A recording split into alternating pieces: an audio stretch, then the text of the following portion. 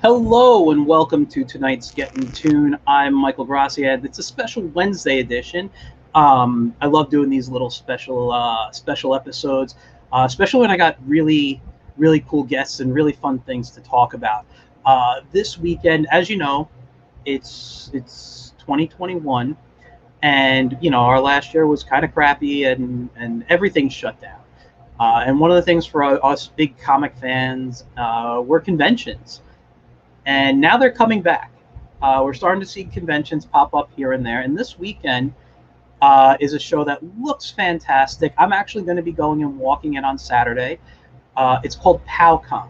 And I got the creator of PowCon with me tonight. His name is Sal Lo Medico. And so let me bring him on, and we're going to talk about PowCon tonight. All right? Hello.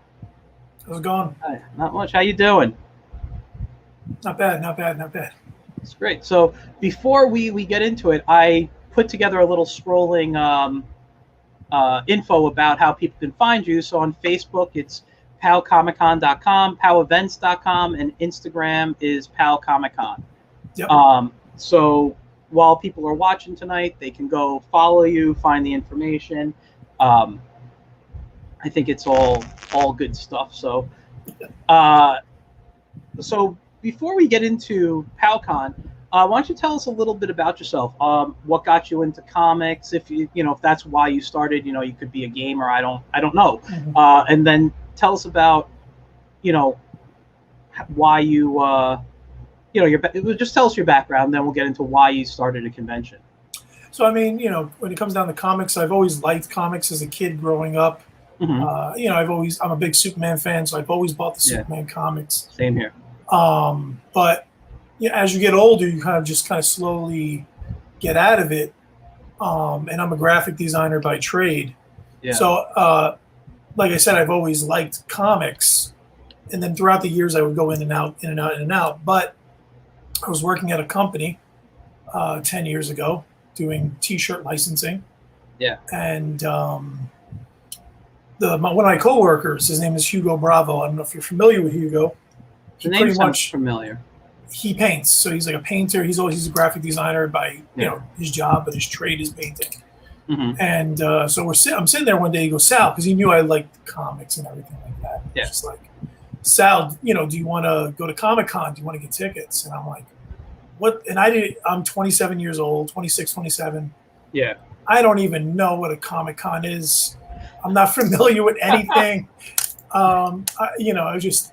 It just never occurred to me that there were these events that people would go to and enjoy the festivities of whatever their favorite pop culture thing is. Yeah. So he goes, we got to get tickets if you want to come, but we're professionals, so we're going to try. If you remember, they were giving out the professional passes. I remember I used to get all the free ones, and they started charging $10, then it was like $40. I think it's up to $60 now or something. I don't know, but so this is when it was free. Yeah. And so it was a long time ago. So he's like, but you got to stay about the computer and you got to refresh all day till we get the notification that says we're approved. Yeah. So I said, great.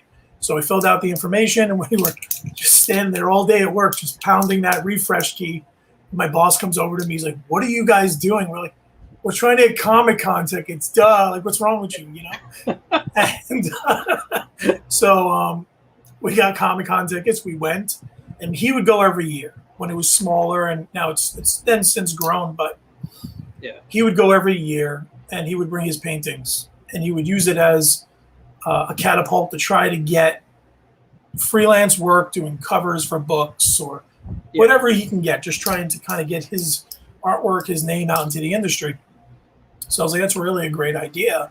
So then the very next year, I did the same thing. I designed posters. That's kind of my love. I love posters. I've worked freelance in film. I've done movie posters for independent, bigger films, did full campaigns. Wow. So I kind of fell in love with the Mondo style of posters, just that straight up illustration, just really beautiful stuff. And so I was like, well, I've always wanted to kind of do something like that. So I did the same thing he did. I made a portfolio of all my posters, went to all these tables and tried to get work. And what I quickly realized is everybody at these tables, they're you and me. They have a comic book or a brand or a property or something that they're trying to get out there in the world to turn into something that they, something they love, that they want to turn into something that they could make their full-time job. Yeah. So I was like, well, I've always wanted to do posters, see if I can take a run at it. So I applied the very next year for New York Comic Con for a small press, because that's all they had open at the point. Yeah. At that point. And I wound up getting in. So I wound up getting a corner booth at New York Comic Con. And for about 9 years straight, I had that same booth, which was amazing. You know how it is, how hard it is to get a space. Yeah. At New York Comic Con or in any convention, really. But the bigger ones, it's really hard to get a space. Yeah. So I would sell my posters, and the first year I did pretty well. And then, you start to realize things and learn techniques and how to sell and how to push your artwork and kind of how to draw in people and draw in money. Yeah. So the very next year I sold out. And the next year I sold out. And the next year I sold out. And the next year I sold out. And I kept on selling out. And I was going to try to make a run at it as a traveling artist and just say, let's see if I can make this a thing, 500 posters every year I'm selling out. Let's see if I could do it at every show. I never did, and I wish I would have. I mean, that's one of the regrets I have. So going to the smaller shows, I kind of looked around and I was like, well, what would it take? Just like when I went to New York Comic Con, what would it take to get a booth and do this? What would it take to run an event of a smaller scale and kind of see what happens, So I wound up saving my money for about 2.5 years. I did a small event here in Brooklyn at the Gregory Hotel, which it's a pretty small place, but it was a decent price with a decent amount of space. And I ran a show there, and it did very well. Yeah.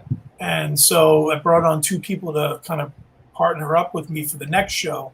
And we wound up taking over the Brooklyn Expo Center, which is leaps and bounds different from the smaller convention. Mm-hmm. And that was 2020, it was just one of the most amazing, exhilarating experiences of my entire life.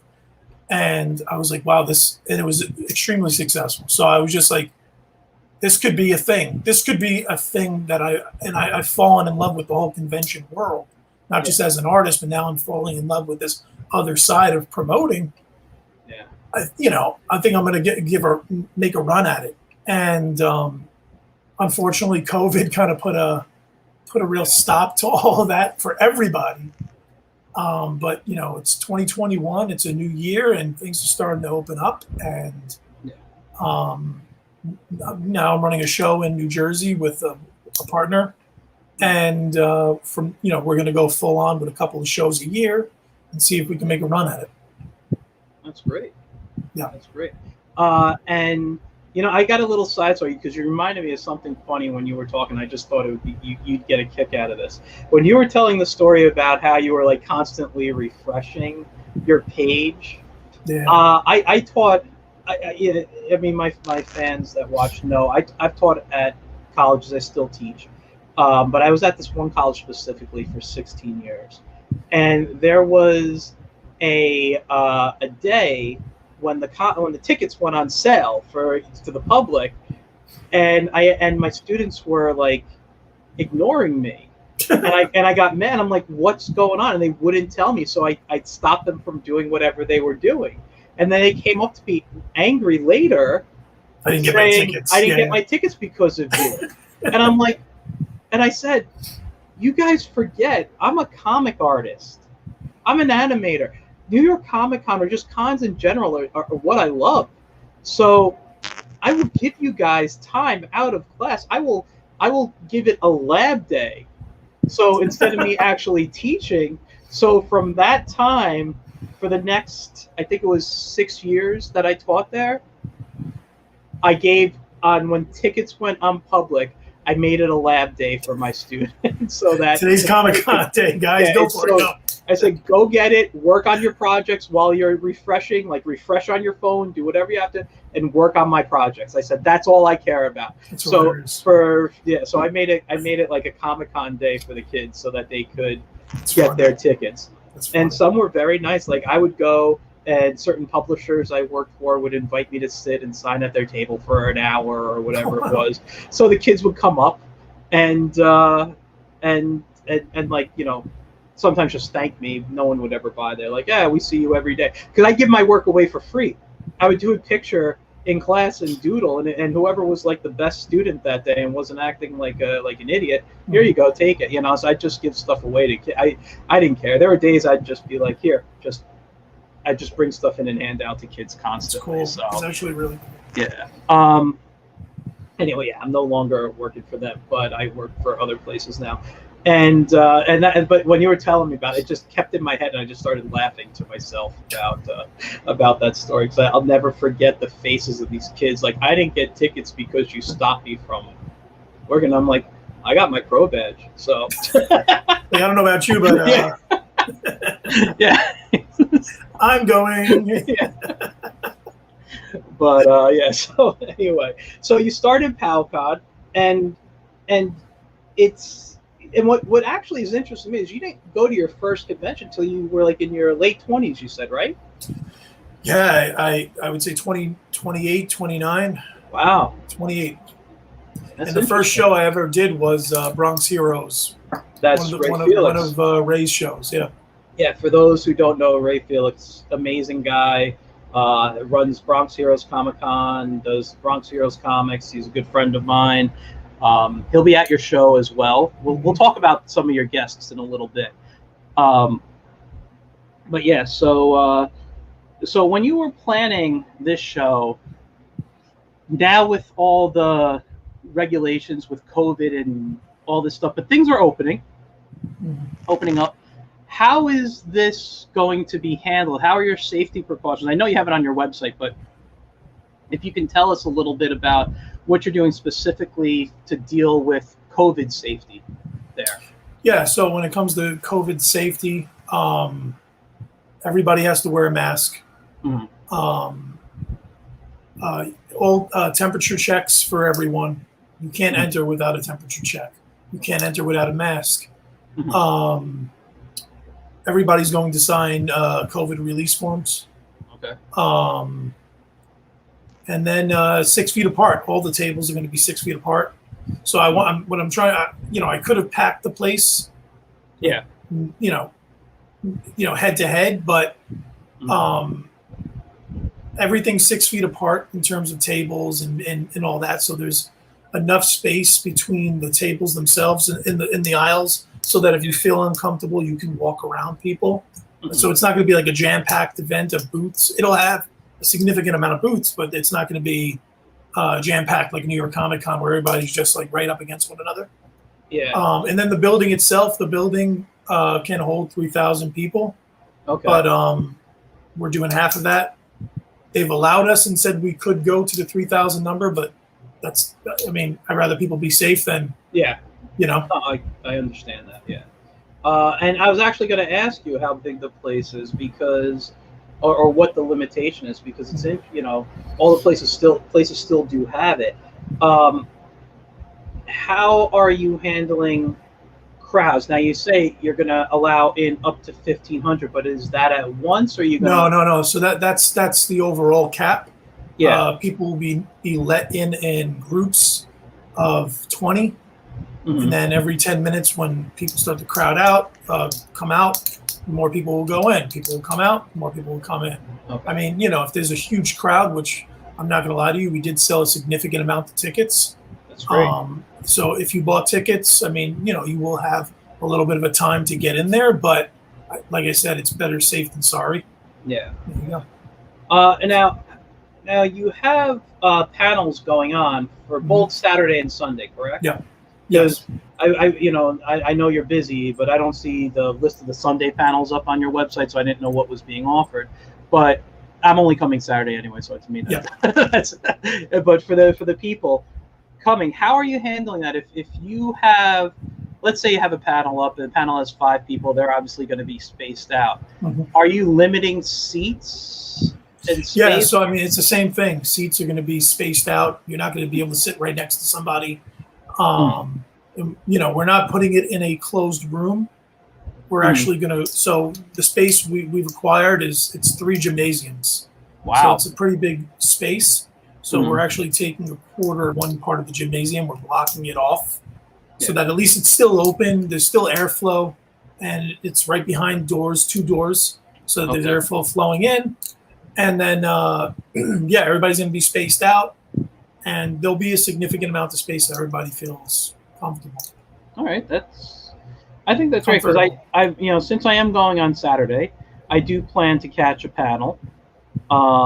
It's the 1 o'clock, because my friends from Catch the Craze are going to be on there, so I might want to hang out and check out their panel. Yeah.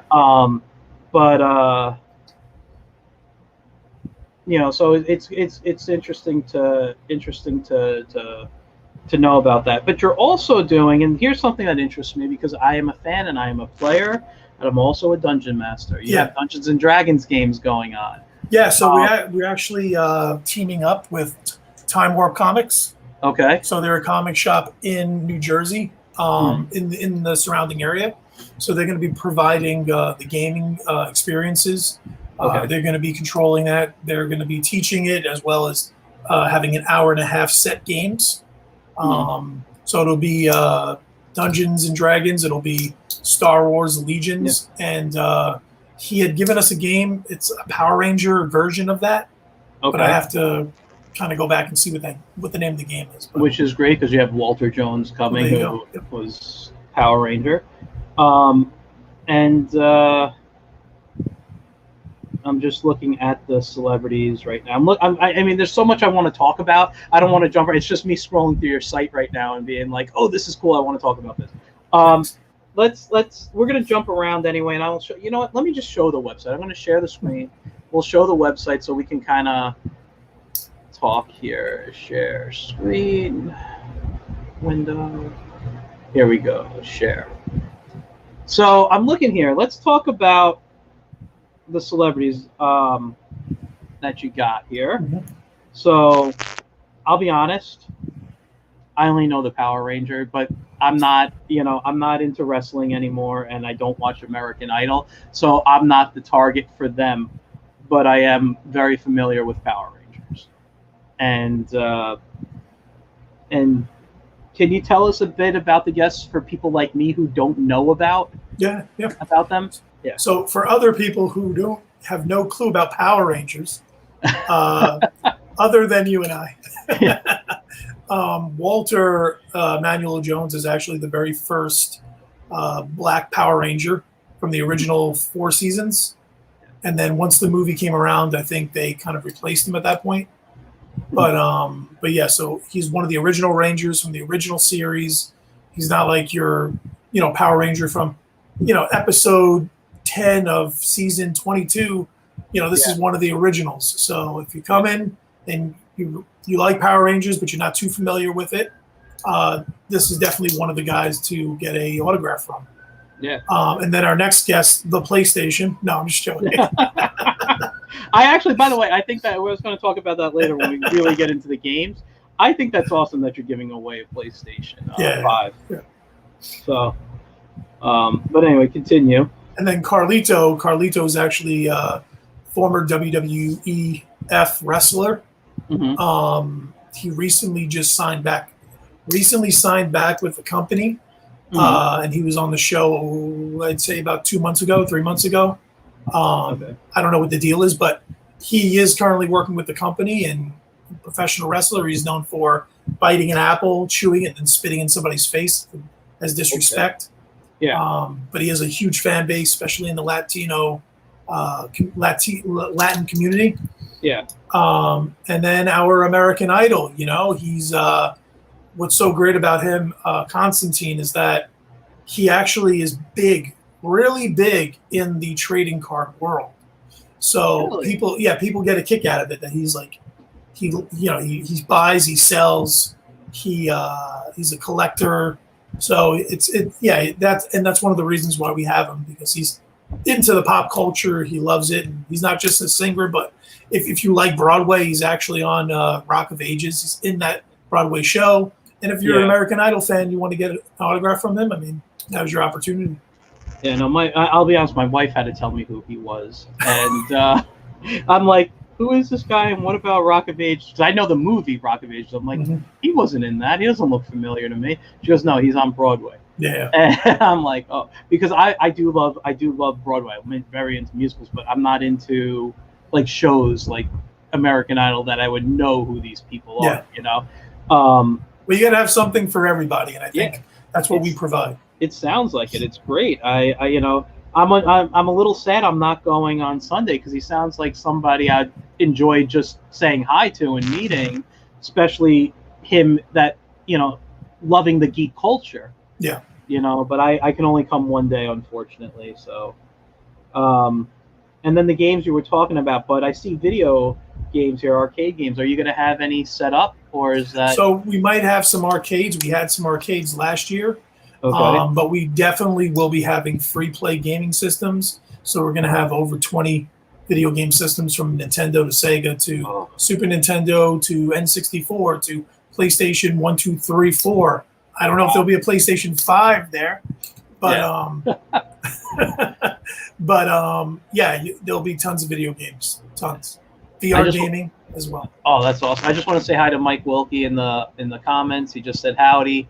Great cartoonist who doesn't live local, so he won't be able to come to the show, but great guy and a fan of all things comics here. Awesome. And getting back to the gaming, I love that. I'm an old school gamer. I suck at games, to be honest with you. I'm terrible at them, and I stopped playing back in the 90s because my first job was making educational video games, and I like the process behind the scenes more than playing.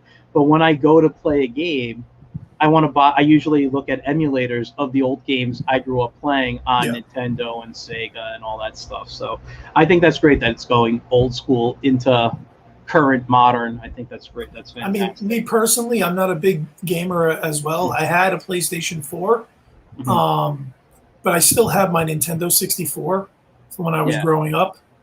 And I have maybe 3 or 4 games that I played all the time, and I still play those same games all the time. And I think it's a nostalgia thing. It's that way with me, especially with the original Nintendo. I remember when it came out. I think I was in 6th grade when the original Nintendo came out, and my parents told me, if you make the honor roll, we will buy you a Nintendo for Christmas. I made the high honor roll. I got a Nintendo for Christmas. I never made the honor roll again in my life. It was one of those stories where it's like, oh, is he gaming too much now? Is he drawing too much? What's the problem? But I never made it again. I made it just for that Nintendo. Well, when you have something put in front of you, exactly.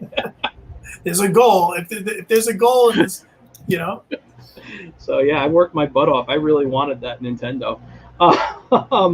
So we talked about the celebrities as we scroll down on your page. Oh, sorry, I'm on the wrong monitor. As we scroll down, cosplay obviously is huge at shows. Everybody knows cosplay. It's not even something you even need to explain these days.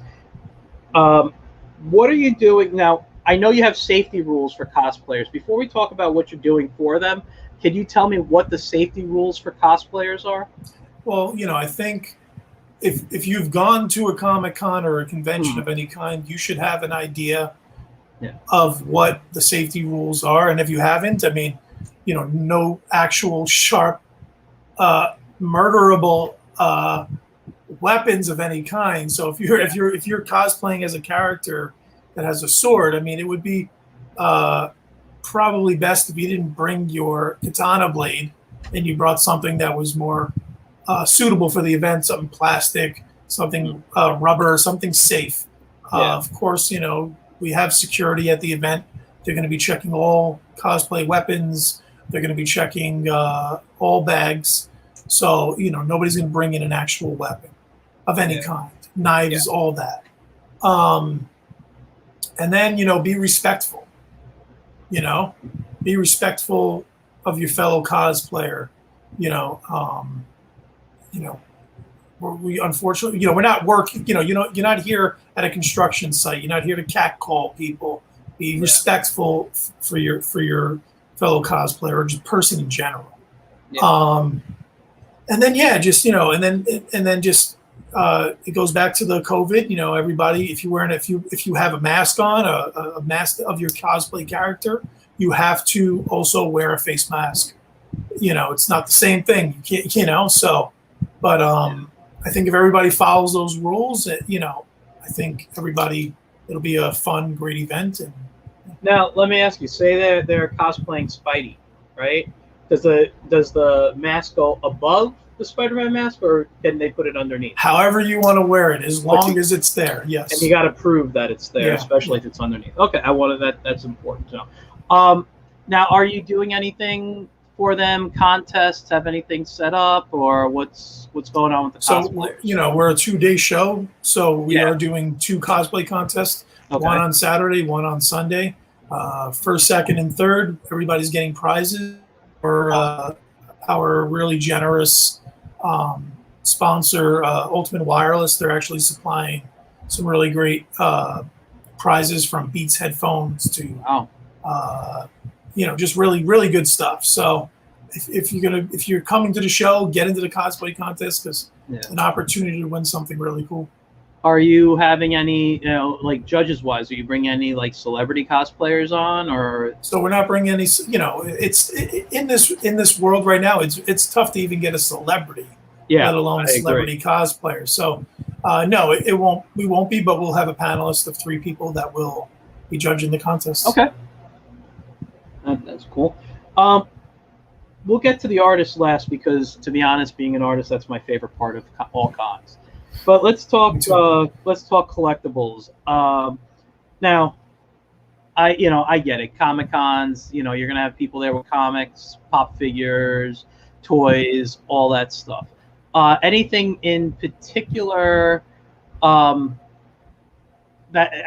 always like to ask this when I'm talking to showrunners or vendors, that a vendor's bringing that people might want to be on the lookout for, like anyone doing real good comic deals or bringing certain toys or whatever? I don't have a list of what the vendors are bringing. That's really up to the vendors themselves, what they feel would sell best. But we do have a ton of people who are bringing collectible, unique items, such as pins that are only going to be at this specific show. So, I mean, we have a lot of really fun and cool vendors that you wouldn't see normally at an event in this building. So you really got to kind of snoop around and kind of check everyone out. Awesome. Yeah, I don't know where I'll put anything anymore in my studio here. The ceiling. That's what I did. I just go to the ceiling. I can't. I can't. I mean, listen, dude. I can just show you just very quickly if I. This is what I see in front of me. Yeah. All right. So wall to wall pictures. I'm a big Hanna-Barbera fan. That's 4 shelves of Hanna-Barbera pop figures, and behind me, bookcase full of comics. Behind me, another bookcase full of stuff. And underneath my drawing table, which I won't show because that's covered in such a mess. Nonstop, just. I have 6 boxes of comics under there. It's not even like I can comfortably put my legs.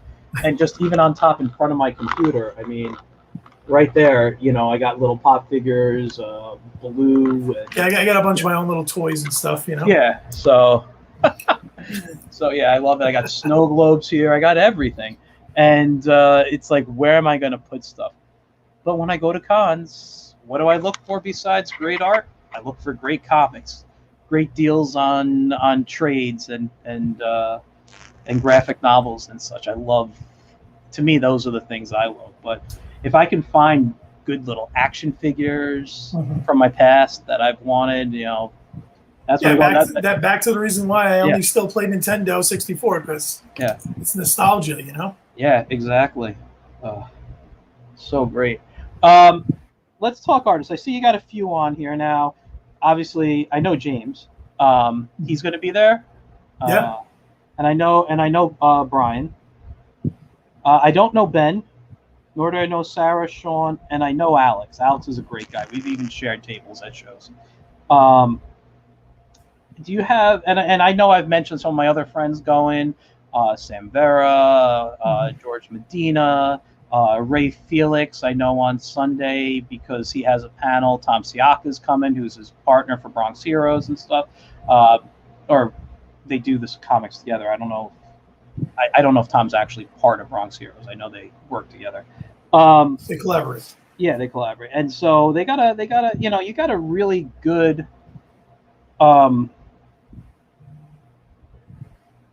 grasp of, or a group of people that I personally know coming. Now I've heard of Ben. If I see his work, I'll know it. Mm-hmm. So for me, what other artists outside the ones that I named that you've posted are going to be at the show that you remember from your? So I think what makes our show unique in the sense that when it comes down to the artist is that, I am an artist myself. Yeah.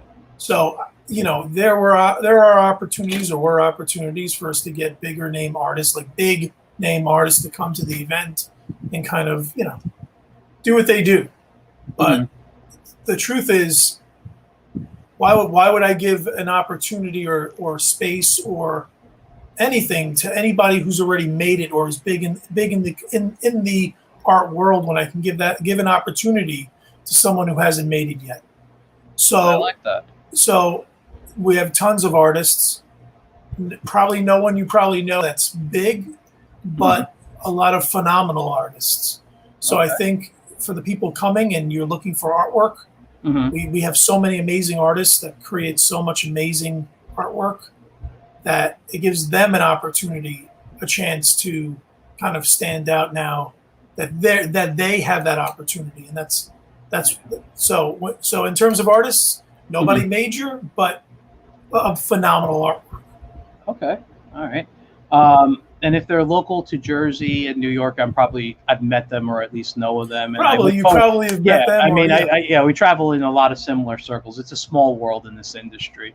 But it's great. I look forward to seeing people. I look forward to this. I hope they recognize me with my mask on.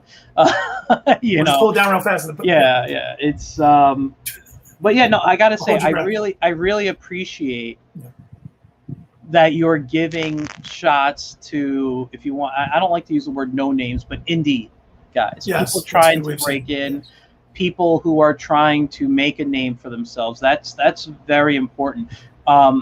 It's nothing against the big names. I love the big names. I'm friends with a few, and I've had a couple on my show,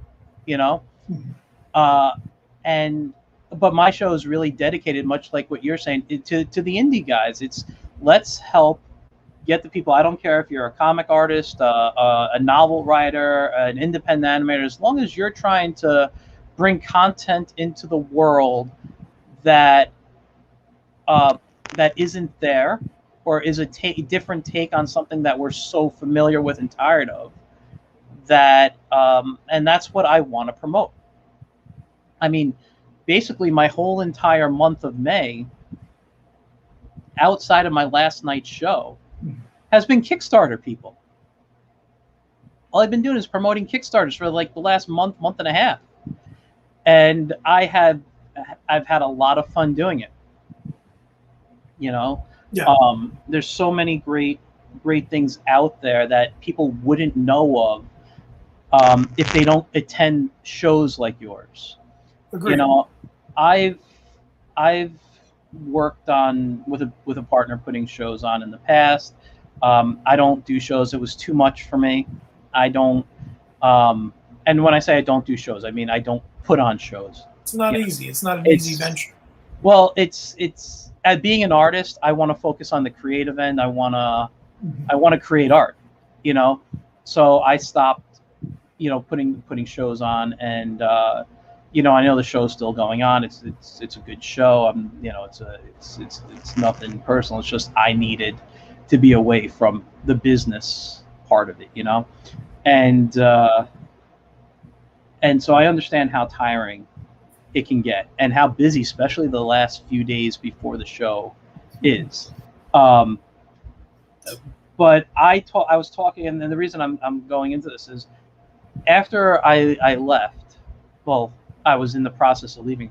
I was talking with another friend of mine who unfortunately passed away last year, not to COVID, but to other reasons. We were, and so it's a really sucky situation. He was a good guy. He's one of those guys that if I talk to at least once or twice a week, so it was very hard in the beginning because it was like, oh yeah, I'm doing this. Let me give him a call, and it was just hard. But he wanted to do a show actually in Jersey. He lived in Jersey. He was from Jersey, and he wanted to do something like you're doing. He's like, bring indie guys in, but he also had friends that were huge names and stuff, and he's like, I can get big names into the show, but let's focus on indies. Let's help people who need the help. So if I was going to work on a show again, it was going to be with him and do something very similar to what you're doing. But now I know without him, because he was going to handle a lot of the stuff I don't want to. It was the stuff I didn't want to do. Yeah. So that's why you need a partner in something like this, because I'm two people with different strengths, Yeah, I'm very good with the organization. It's just my business background, running a freelance. I mean, not that he wasn't good. It's just I have that plan, and not only do I just plan for what's happening, but I got like 2 or 3 other backups in my head in case something goes wrong. So yeah. I'm just one of those type of guys. I'm very good, and I can be very flexible. So if something happens on the spot, I know how to, okay, let's do this. You know what I mean? So I have that ability. I just don't like doing it. So, but no, I got to say this is great, because I also think, and you tell me if you disagree, which is fine. I think the way the world is heading in the comic world, we're going to really see a big push of indies, maybe even pushing out mainstream very soon. And I'm not saying like tomorrow, but in the next couple of years, I think indies will start becoming closer to mainstream than what mainstream is now. All right. So coming from the licensing world, mm-hmm. I also on the side too, like I was saying to you earlier before the show even went on, I'm a designer, I'm an artist. Yeah. I actually create my own properties and I pitch them out there in the world. Yeah. So I think what's going to happen is I think you're always going to have the mainstream, and they will always be, fortunately, number one. Batman, Superman, those big properties will always be number one. Yeah. But the reality is, I think if you look at properties like what Image is doing with their properties, that aren't the biggest of properties, that realistically the mainstream doesn't know, like Invincible, that has this huge ratings for not Hulu, Prime. Amazon, yeah. Amazon Prime. Yeah. And then you see, I mean, even though yes, it didn't have that big of an impact, Jupiter Rising. And then you look at The Boys. I mean, I think you're slowly going to start seeing, the lesser known properties start to become the mainstream properties. And I think Hollywood, now I'm saying Hollywood, but I'm saying television entertainment in general is going to start looking into the world of the independent comic creator. And I think a catalyst for these people, just like I was saying before, why you give these people opportunity are the Comic Cons. Because those people are going to start going to these cons, whether it be the big ones or the small ones. I think you're going to start seeing these producers or just people who almost like a scout, like a sports scout, where can we find the next big property? And I don't think the next big property is going to be found from some writer writing, who comes in with a script. I think it's going to be from somebody at a Comic-Con, and they're going to make that one big property, and it's going to blow up. And that's why I was saying give the little guys a chance, because they deserve the chance too. Those other guys have had their chance, and they will always have their chance, no matter what. But I think the little guy deserves a chance. That's why I think when now we're going a little further into things, but copyrights and things like that. A lot of people in the independent space have to really start. We're artists and designers. We just think about creating. We want to create something cool for ourselves, and we think other people like. A lot of these independent creators, and I'm just giving some advice since I'm on the show, and I know there's a larger amount of people listening than just like two people I'm talking to, but out in the real world, I'm talking about. I think getting to know what copyright and trademark and things like that are, because mailing yourself something in the mail and just putting a stamp on it doesn't work in today's world. No, it's actually no. It doesn't work. I know somebody who had a problem with that. Yeah, so I think learning about that, and even if you don't want to learn about it, find somebody who knows something about it and get your stuff copyrighted and get it trademarked. Even if it costs you $2,000-$3,000 down the line, it's gonna be worth more to you than that $1,000-$2,000 is right now. So but yeah, in my opinion, I think the future, I agree with you, is the independent comic, and I think you're going to start seeing a lot of that start to translate into the entertainment world big time. It's I don't disagree. I think that's great, and I think just knowing my friends that are coming and knowing their properties, I see cool things happening. I actually look forward to checking out tables again and seeing what's out there and get exposed to a lot of indie stuff. That's basically what I read. Even the books, I don't, and I'm not knocking Marvel or DC or anything, but when I go to my local comic shop, I'm looking at the indies now. And Marvel and DC take up the majority of the shelf space, but he's got a good section of indies, and I like that. And whether I'm looking at Boom Studios, Aftershock, a couple of those, whatever, Alterna, all those, they have so many great stories coming out. And I think what you're going to see as well, it's just the way evolution works.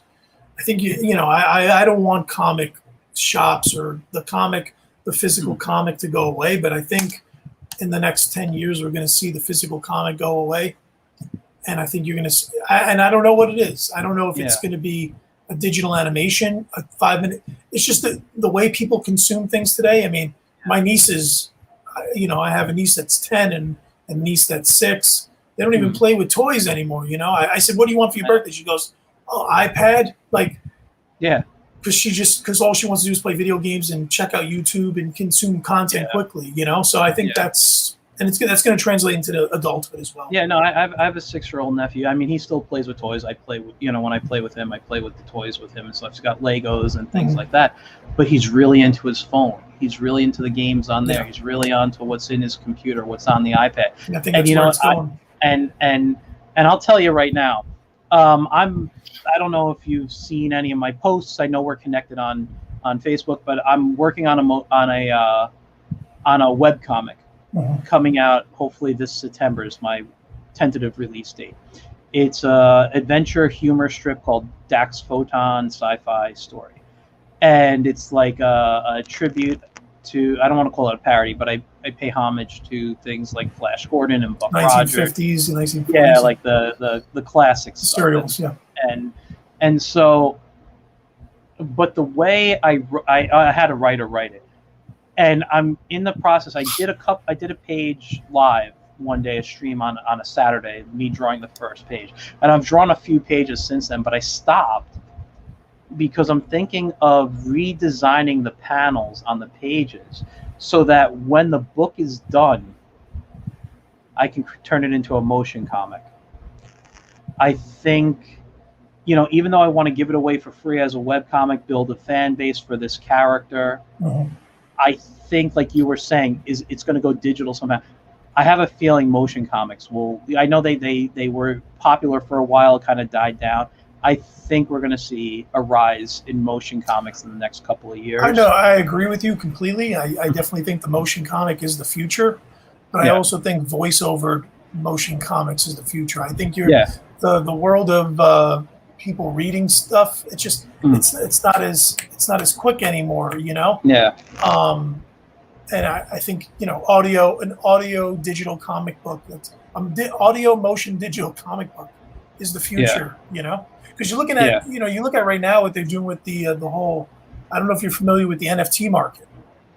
Actually, I don't want to go too much into it, but I'm going to have 2 guests next month come on. Mm-hmm. Yeah. And we're going to have an in-depth talk for artists to understand what that is. Mm-hmm. And one of them does a little bit dabbling in there. The other is not an artist, but he keeps on track with trends going on. So he's going to come on and talk about the different stuff. So I have something planned that will be a really nice episode about Awesome. that.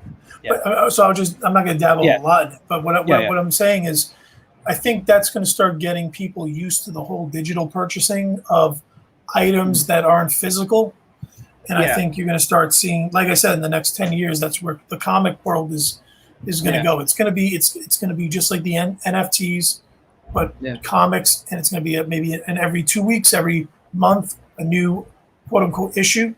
Yeah. But I think that's where it's all going. And I read, I don't know if it was an article I read or I watched like a video about them, but they're saying in about 10 years they believe they're good. You know, these NFT sites are going to be just as common as saying, "Oh, I'm going on Instagram."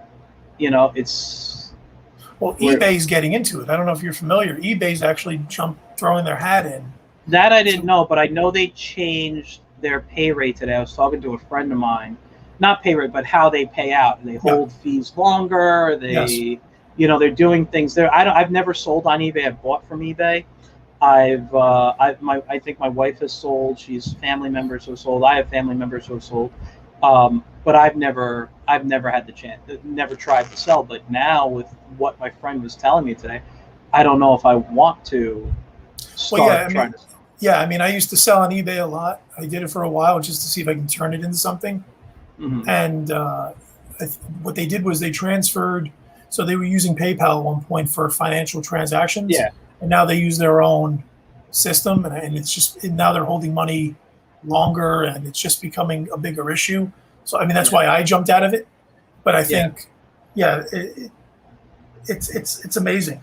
It's just amazing the way everything's kind of changing so quickly, you know? Mm-hmm. Yeah, I mean, technology just does that. You know, I mean, not to get into like animation, but I brought up on one of my interviews when I had Michael Cook on, who had a Kickstarter for an animation he's doing, which let me just give him a little plug because I really believe in it. It's called Chucky Chicken. He's been doing it on YouTube and making little 1-minute shorts here and there. He wants to start making 7-minute shorts and create a pilot. He's got just look up Chucky Chicken on Kickstarter. I think it's great. Very old school, 1930s style, wholesome, clean animation, just kind of silly family fun. So if you like that type of stuff, totally check it out on Kickstarter. Okay, that was my small plug for you. But yeah, getting back to that, like when we were talking, I told him, and obviously agreed. Animation is the only art form that made such a jump in technology in like such a short time. And who knows how things are going to get affected by that, because you want to paint, well, just give me some red, blue, whatever it is, you mix your colors, you get your colors, and you put it on a board. Animation went through the most technological advancements, and I see when you think of comics, how much technological advancements did it come? Printing changed a little bit. Now a lot of people draw in Photoshop or Clip Studio, or what is it, Affinity Designer, I think is the one out there. These are tools to help us make this stuff. And now what's coming up with these NFTs and all this stuff that we're talking about, all this technology that we're using is going to change into another form. And it's, some people are very resistant. There's a lot of artists I talk to who are anti-computer for doing their artwork. And I say it's nothing personal. The computer's just a tool to help me do it faster. I'd rather have a pencil and paper. But, all this technology, though, it's really, this is what I think we need to learn and focus on, and see how this tech, what's going on, keeping in track, like we were just talking about the NFTs, that, but how do we use that to convert that into comic sales? That's going to be the question. How do we use technology? How do we use right now? NFT is the big thing. It could die in 2 years, and something else could replace it. So what are we doing?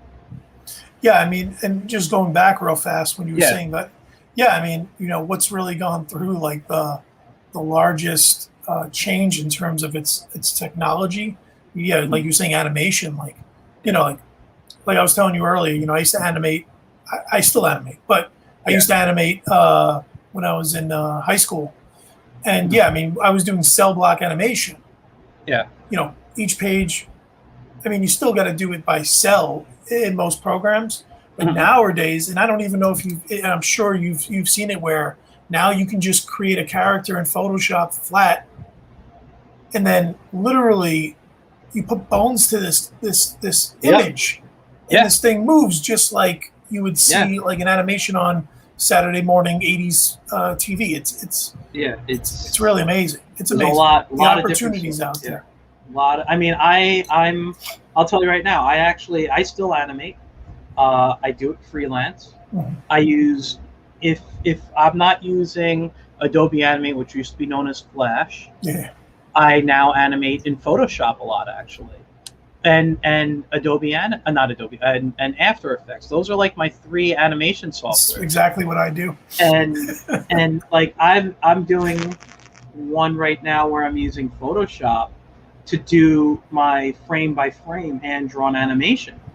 And then I will export it and bring it into After Effects and composite it with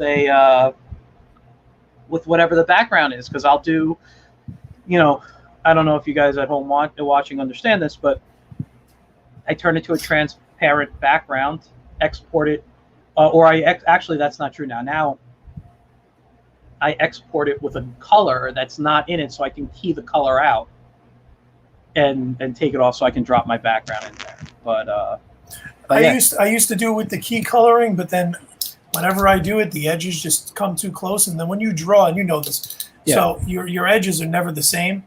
So when it keys it out, it always kind of like it always just kind of goes in a little. And then you start to notice it.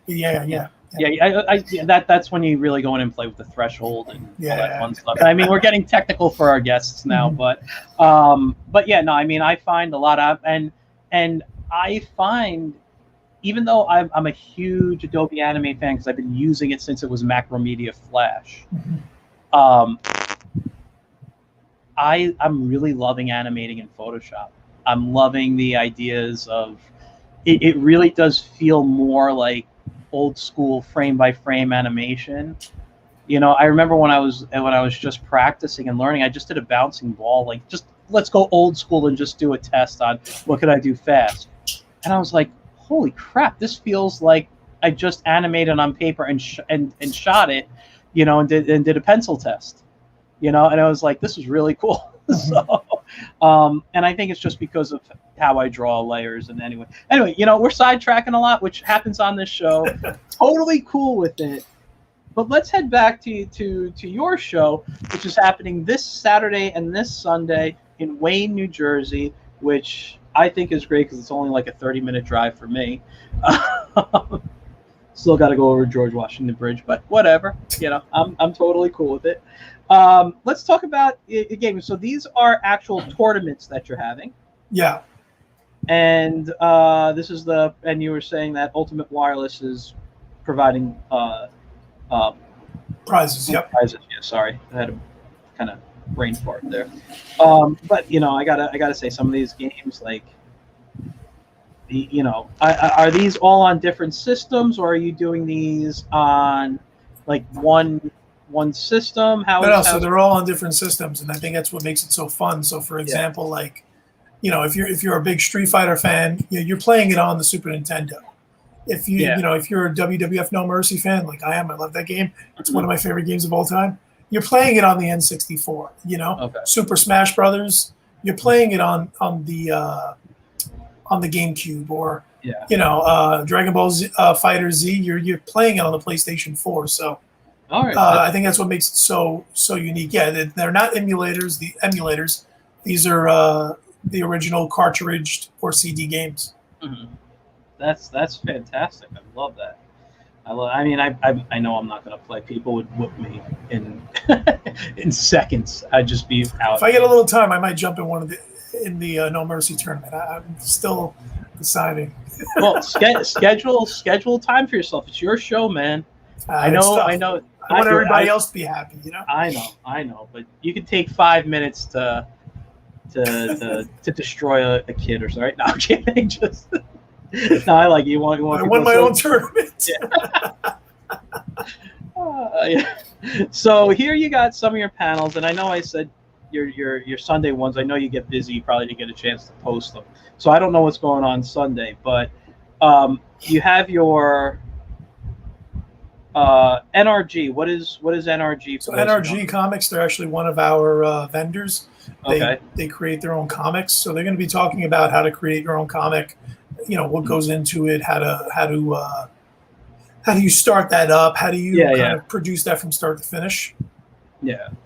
Okay, that's great. This is a great for learning. As an educator, I'm all about educating people, and I think I see it. You know, your first 2 panels definitely are educational panels. There, you got Sam and George coming on from Catch the Craze. Yep. Who, you know, one of my favorite podcasts to watch. They're awesome. I love this. They're great guys. And they've been on my show at least 3 times. They have a Kickstarter going on right now as well. It's for I think Catch the Crazies number 3, and I think they still have a few more days. So if you go on to Kickstarter and donate, which I haven't had a chance to, so I'm going to go do that very soon. You can actually find the link on the PalCon Facebook page. Okay. You go down 3 posts, and it's right there. Awesome. Yeah, you guys go do that. It's called Catch the Crazies, which is, and when I say, like, their podcast is Catch the with DA, but Catch the is the book. I think that's great.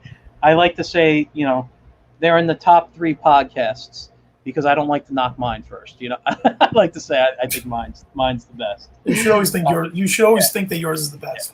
Yeah. Then you got Walter coming on to talk about Power Rangers. Then you got that PS5 raffle. Now, for the PS5 raffle, is there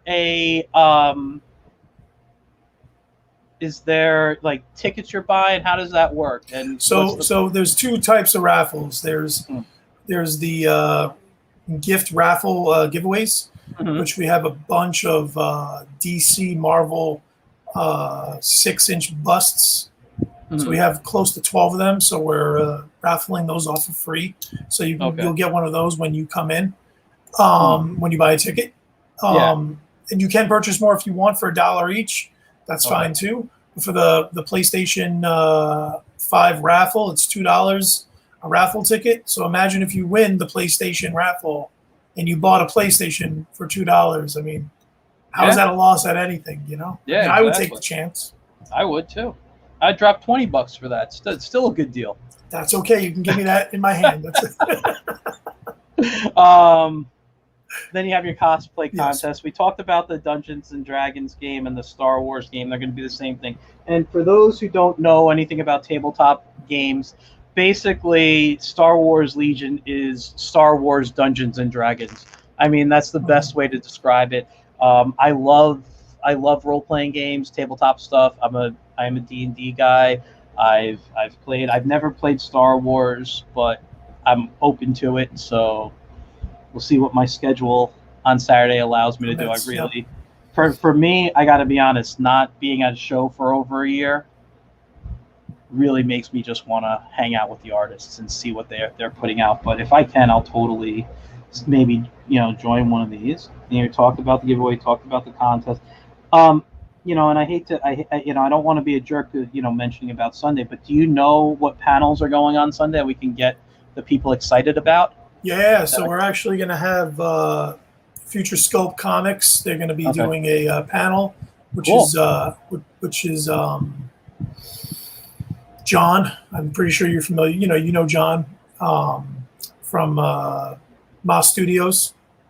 I think so. Sounds familiar. George, Annabelle. Yeah. So they're going to be doing a panel. Then it's Bronx Heroes, Ray Felix. He's going to be doing a panel. Then we're going to have a panel intermission just to kind of give some time for everybody who would have been at a panel to kind of go around and kind of enjoy the show a little more. And then we have more raffles on Sunday, and then same thing at 4 p.m. It's the second cosplay contest. And then you end at 5 both days. Mm-hmm. I think that's great. It sounds like it's, you know, like like I said, I'm going. I haven't been to a show in over a year. I'm vaccinated. I feel like I'm comfortable now to go out and do a few things. I'm looking forward to going. Now, out of curiosity, yeah. Are you going to have any like food vendors there, whether like a cafeteria type of thing, like a little snack bar, or? So the building does have a cafeteria, and they actually supply the food. They're going to have it's like a little cafe within the building. Okay. They serve hot dogs, pretzels, chips, drinks, French fries, things like that. Yeah. So go off my diet, kind of. Well, I've been saying that. I've been saying go on a diet to myself. No. I'm never going on a diet. Oh no, I have. Those are just too good. Just for no, they are. But for my lifestyle, I don't usually eat processed food. Mm-hmm. Like I told you before we went on the air, and my audience knows I have some medical issues. Yes. So I don't usually eat processed carbs. Mostly processed carbs I don't eat. So no breads, no pastas, none of that. But I try to stay away from all processed foods. However, if that's my only option, that's my only option. So, and there's nothing wrong with a nice hot pretzel. Well, I mean, what's great about the building that we're in is that it's literally, I'd say, 300 feet from a mini shopping center. So I'm pretty sure they have other types of food over there. So let me ask you. That was something I was going to ask about, and not just because of food, and that's one of my 3 things I normally think about. If we were to leave the show, is there like a stamp or a thing we're going to have that we can come back in without paying? If you leave the show, you can never, ever come back. No. Yes, everybody's gonna have a wristband for the day, and then you can come in and out as you please, so long as the building isn't overly crowded. Yeah, then you can come in and out as you please. If it's crowded, then you got to wait until it kind of crowds out a little, and then you can jump back in. All right, that's good. But you can leave and go as you come. Come, please. Okay, that's great. That's great. I mean, I know all shows do it, but I didn't know how you were handling it. Mm-hmm. For that, I think it's and I think this is you picked a great weekend because it's Memorial Day weekend. Yeah. So this is the time families are going to be out. They're going to be together. They're going to want to get out of the house. Excuse me. I think you got a great weekend planned. Great guests. And I'm not saying that just because a lot of them are my friends. I think you got some great celebrities here for this show. I got to be honest. Now that I know about Constantine here, I'm a little disappointed I'm not coming on Sunday. But it's pretty cool. I mean, I love that you're gonna have such a variety, and I know some shows have already started. And I haven't been to them yet, but the variety that you're offering just sounds great. The size, the spacing, everything is just. I'm trying. I'm trying to give something for everybody, and I'm trying to make it worth everybody's while financially.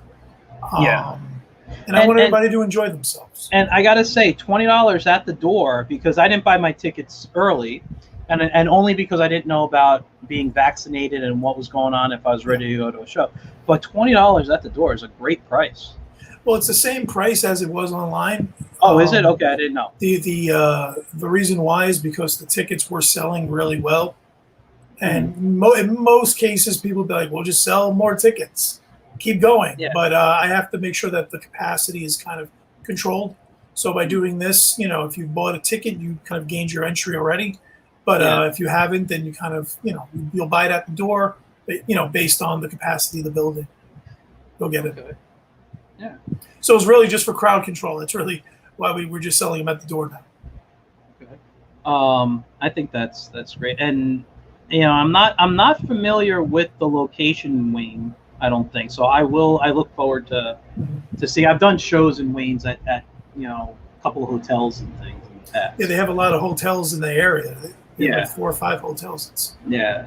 I've done a few shows at the hotels over there. I don't know which one these days, but it's been a while. And I see, some of your sponsors. Are these sponsors going to be at the show as well? Are we going to see Ultimate Wireless? What's that Quintita? I don't know. So the La Quinta is the hotel we're working with. Okay. Supplying the rooms for the vendors, Okay. at a discounted rate. Level 10, they're a like a comic. What's the word? Authentication dealer. Yeah. So that they do that. News Okay. 12, we've always had like a relationship with News 12. Yeah. They've come to they've covered every event. That's great. And then we have other sponsors that aren't up there that Okay. are doing stuff on the back end. Kind of Fig Heel, he's a YouTube page. So he's promoting for us. He has a nice fan base, big wrestling fan base. Cool. And then Villains Hideout, that's the restaurant here in Brooklyn. Really good people. And then so those are our sponsors. No, that's fantastic. I think you got some great. You got a great show, great lineup. I'm really looking forward to showing up. I'm looking forward to walking, seeing collectibles, seeing comics, seeing people. Breaking my diet, the whole thing. It sounds like it's a great date. It sounds so fun. I'm gonna have to wrap up in a few minutes, but before I do, and I throw you backstage for a few minutes, I'd love to chat with you if you have a time backstage. Yeah. Is there anything you want to talk about that we didn't get a chance to talk about with the show? Or I think we talked about everything. We talked about our celebrity guests. We talked about our video game tournaments, our cosplay contests. We talked about our giveaway, PlayStation giveaway, our raffle giveaways. We have food vendors there, and it's going to be a really great weekend. It's going to be a fun weekend, family weekend. Tons of amazing artists. Tons of really great toy vendors, comic vendors, there's clothing vendors. I mean, there's a lot of stuff that's going to be at the event, and hopefully there's something for everybody. Yeah, I'm excited for it. I look forward to it. So I'm going to drop you backstage, but I want to thank you for coming on. I want to thank you for putting a show on, and I want to thank you for your show focusing on indie people, for really helping those who need the help. Yeah, I mean, because one thing I noticed, I as an artist, I did a bunch of these shows, and whenever they have it, it's called Artist Alley, yes. Yeah. But I've always felt like, what I realized one time was I was at another show. We're not going to say any shows' names, but I was at another show, and I was walking towards Artist Alley, and a bunch of people were walking, but then realized they were going to Artist Alley, so they kind of just left because there was really nothing for them there. So what I'm trying to do with this show is, and I've done this last year and the year before, is kind of mix everybody. So it won't just be Artist Alley and then the vendors. It'll be a vendor, an artist, a vendor, an artist, so that everybody really has an opportunity to gain as much exposure as they possibly can at the show itself. Oh, that's fantastic, and I want to let you know right now, I'd love to have you back. Your next show, come on to promote. Definitely. And even if it's not a show, maybe I'll find something to bring you on, talk about art or comics or whatever. Definitely. Man. Yeah. I had talk about animation, and totally. I could sit for hours and talk about that. Well, not too long. We'll have a conversation. Not too long. Hours, I mean, I'm sorry. It's one of those things where I'll start talking to my wife, and she'll be like, okay. And I do that to my girlfriend. Yeah. I'll start talking to her about the show, and she's just, okay, what do you want me to do? Oh, nothing. All right, so then why are we talking about this? Like, I just got to get it out. That's exactly it. So, So thanks again. I actually really do look forward, not just to the show, but I'd love to meet you in person just to say Same. hi. Thanks again for coming on. I'm going to drop you backstage and do my closing. All Awesome. right. Awesome. Thank you. Yes, sir. Thank you again. Thank you. All right, guys. So that was a great, fun little over an hour. Sal, awesome guy. Check out all the links down at the bottom. PAL Comic Con on Facebook, palevents.com, and PAL Comic Con on Instagram. Check out everything that's going on. Go both Saturday and Sunday if you can. It sounds like it's going to be a great show. Bring your family, the kids, your grandma, everybody. They're going to love it. There's something there for everybody. So, you guys, thanks for tuning in. I'll be back Tuesday. Check out, look for my ads for that one. I have a great guest coming on. We're going to talk about some really, really fun stuff. And I don't know. See you guys. Have a great weekend. All right. Enjoy your Memorial Day. Bye, guys.